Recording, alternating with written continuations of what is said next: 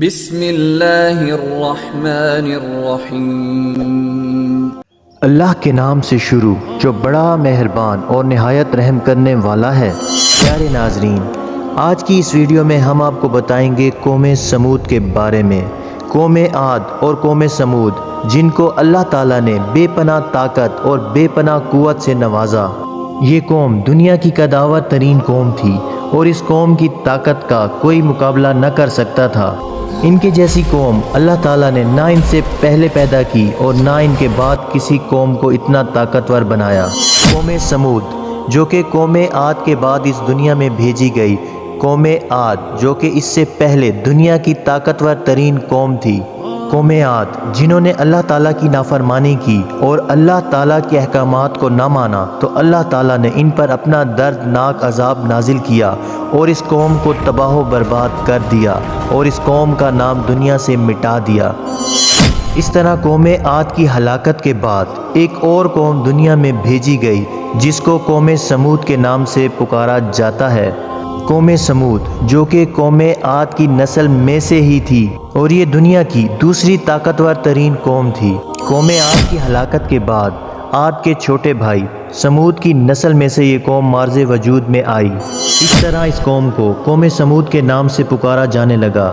یہ قوم حجر کے علاقے میں آباد تھی اور آہستہ آہستہ یہ لوگ پھیلتے چلے گئے جہاں تک کہ یہ لوگ شمالی اور مغربی عرب تک پھیل گئے اور اس قوم نے اپنا دارالحکومت حجر کو ہی رکھا جو کہ شہر حجاز سے قریب واقع ہے، جسے آج ہم مدائن صالح کے نام سے جانتے ہیں۔ پیارے ناظرین،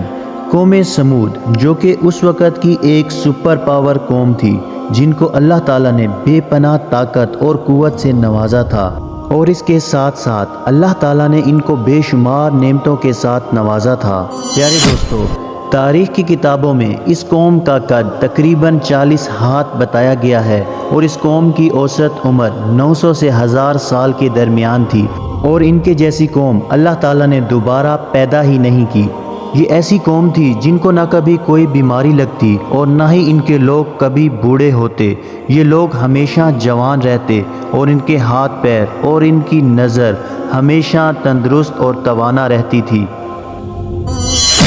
پیارے دوستو، اس قوم کے گھروں کو آج بھی اللہ تعالیٰ نے عبرت کے طور پر باقی رکھا ہے اور یہ قوم پہاڑوں میں رہنے کی شوقین تھی اور یہ قوم بڑے بڑے پہاڑوں کو تراش کر اپنے لیے گھر اور محلات تیار کرتے اور اس میں رہتے اور اپنی زندگی بسر کیا کرتے تھے۔ اس قوم کو طاقت کے ساتھ ساتھ اللہ تعالیٰ نے مزید بے شمار نعمتوں سے نوازا تھا، جس میں ہرے بھرے کھیت، میٹھا پانی اور پتھریلی زمین پر میوہ جات تھے اور اس قوم کے محلات اتنے خوبصورت ہوتے کہ دور دراز سے لوگ صرف ان کو دیکھنے کی خاطر وہاں آیا کرتے تھے۔ ان تمام نعمتوں کے باوجود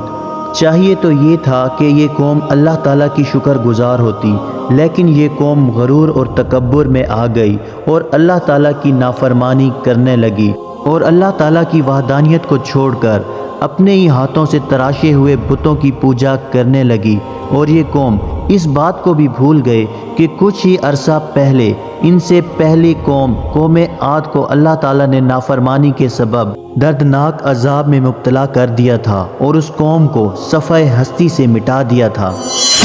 پیارے دوستو، قوم سمود کو راہ راست پر لانے کے لیے اللہ تعالیٰ نے اپنے پیارے پیغمبر حضرت صالح علیہ السلام کو بھیجا۔ چنانچہ حضرت صالح علیہ السلام نے اس قوم کو بت پرستی سے منع کیا اور ایک خدا یعنی اللہ تعالیٰ کی وحدانیت کی طرف بلایا اور بتوں کی بجائے اللہ تعالیٰ کی عبادت کا حکم دیا۔ لیکن اس قوم کے سرداروں نے حضرت صالح علیہ السلام سے معجزہ طلب کر لیا اور اس قوم کے سردار حضرت صالح علیہ السلام سے کہنے لگے کہ آج سے پہلے جتنے بھی پیغمبر اس دنیا میں آئے وہ اپنے ساتھ کوئی نہ کوئی معجزہ لے کر آئے۔ اگر تم اللہ کے سچے پیغمبر ہو تو ہمارے سامنے معجزہ لے آؤ۔ تو حضرت صالح علیہ السلام نے ان لوگوں سے کہا کہ تم کون سا معجزہ چاہتے ہو؟ تو وہ لوگ کہنے لگے، یہ جو سامنے چٹان ہے اس میں سے ایک ایسی اونٹنی برآمد ہو جو کہ گابن ہو اور آتے ہی ساتھ ایک بچے کو جنم دے اور وہ ہم سب کے لیے دودھ دے اور وہ دنیا کی خوبصورت ترین اونٹنی ہو اور اس کے ساتھ ساتھ اس اونٹنی کا کوئی ماں باپ نہ ہو۔ چنانچہ ان لوگوں کی یہ بات سن کر حضرت صالح علیہ السلام نے اللہ تعالیٰ سے دعا کی اور ان لوگوں کے سامنے دیکھتے ہی دیکھتے ایک اونٹی پہاڑ سے برآمد ہوئی اور اس نے آتے ہی ساتھ ایک خوبصورت بچے کو جنم دیا، اور اس بچے کو جنم دینے کے بعد اس اونٹنی کے تھن دودھ سے بھر گئے، اور وہ دودھ اس قدر وافر مقدار میں تھا کہ اس قوم کے تمام لوگوں نے پیٹ بھر کر دودھ پیا، لیکن وہ دودھ ختم نہ ہوا۔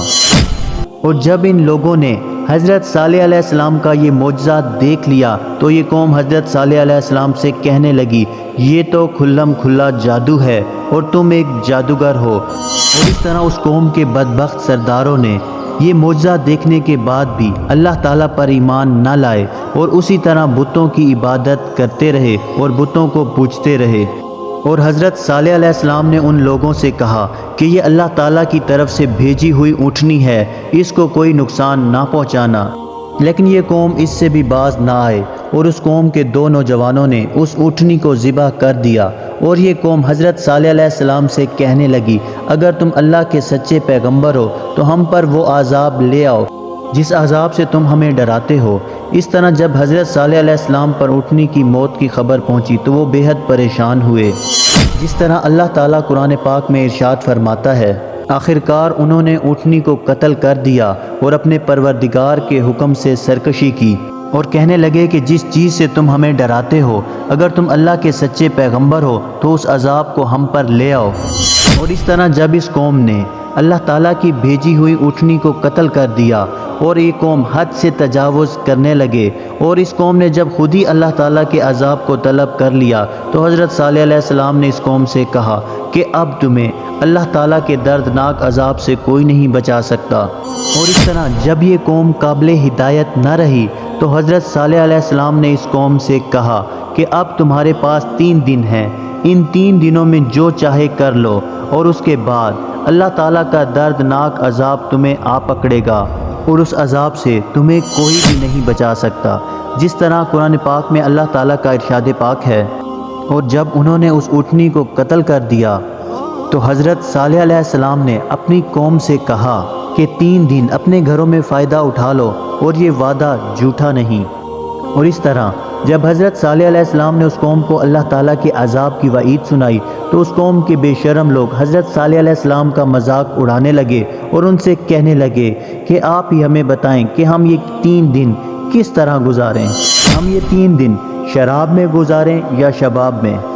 تو حضرت صالح علیہ السلام نے اس قوم سے کہا کہ پہلے دن تمہارے چہرے زرد ہو جائیں گے، اور اس کے بعد دوسرے دن تمہارے چہروں کا رنگ سرخ ہو جائے گا، اور تیسرے دن تمہارے چہرے سیاہ ہوں گے، اس کے بعد اللہ تعالیٰ کا دردناک عذاب تم پر نازل ہوگا۔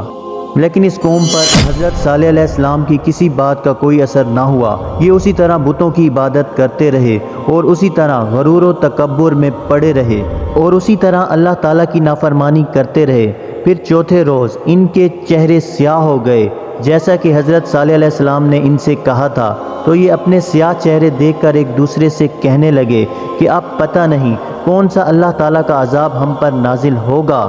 اور پھر جب چوتھا دن ہوا تو ایک زوردار اور خوفناک آواز آسمانوں سے آئی، اور اس آواز کی وجہ سے ان تمام لوگوں کے کانوں کے پردے پھٹ گئے اور ان کے دل جیسے باہر آنے لگے اور روحیں جسموں کو چھوڑنے لگی، اور یہ لوگ تڑپ تڑپ کر مرنے لگے، اور یہ لوگ جہاں پر موجود تھے اللہ تعالیٰ کے حکم سے سب ہلاک ہو گئے۔ اس کے بعد اللہ تعالیٰ نے ایک زوردار زلزلہ نازل کیا جس سے ان کے گھر ان کے اوپر گر گئے، اور جس طرح اللہ تعالیٰ قرآن پاک میں ارشاد فرماتا ہے، اور جب ہمارا حکم آ گیا تو ہم نے حضرت صالح علیہ السلام کو اور جو لوگ ان کے ساتھ ایمان لائے تھے ان کو اپنی مہربانی سے بچا لیا اور اس دن کی رسوائی سے محفوظ رکھا۔ بے شک تمہارا پروردگار بہت طاقتور ہے اور زبردست ہے۔ پیارے دوستو، اس طرح اللہ تعالیٰ نے قوم عاد کی نسل میں سے قوم سمود کو تباہ و برباد کیا اور ان کو ہلاک کیا، اور اللہ تعالیٰ نے اس نافرمان قوم کے گھروں کو آج بھی نشان عبرت کے طور پر باقی رکھا ہے تاکہ لوگ ان گھروں کو دیکھ کر عبرت حاصل کریں اور اللہ تعالیٰ کی نافرمانیوں سے باز آ جائیں۔ اس قوم کے گھر آج بھی نشان عبرت بنے ہوئے ہیں۔ اللہ تعالیٰ سے دعا ہے کہ اللہ تعالیٰ ہم سب کو غرور اور تکبر سے بچائے اور اپنے پیارے نبی حضرت محمد صلی اللہ علیہ وآلہ وسلم کے بتائے ہوئے رستے پر چلنے کی توفیق عطا فرمائے۔ اسی طرح کی مزید معلوماتی ویڈیوز دیکھنے کے لیے ہمارے چینل کو ضرور سبسکرائب کریں۔